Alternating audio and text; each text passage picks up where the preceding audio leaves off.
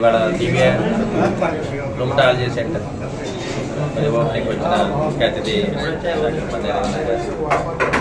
మరి పెద్ద senior doctor గారు అందరూ కూడా ఆదర్శప్రాయమైన డాక్టర్లందరూ కూడా జీవించి హాస్పిటల్ ఓపెన్ చేస్తూ అందరూ కూడా మరి మంచి భవిష్యత్తు అన్ని చేత వాళ్ళు ఓపెన్ చేయడం జరిగింది.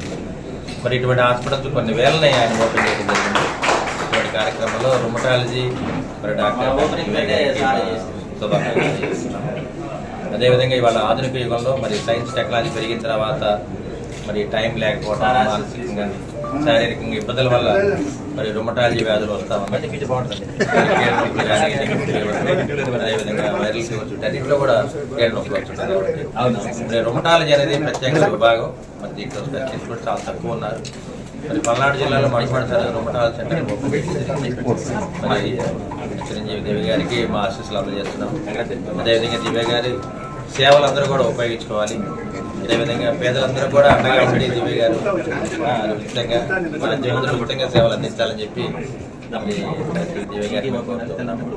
మీ హాస్పిటల్లో పేషెంట్ అందరూ కూడా దీన్ని సేవలు ఉపయోగించుకోవాలని చెప్పి తెలియజేస్తున్నాం.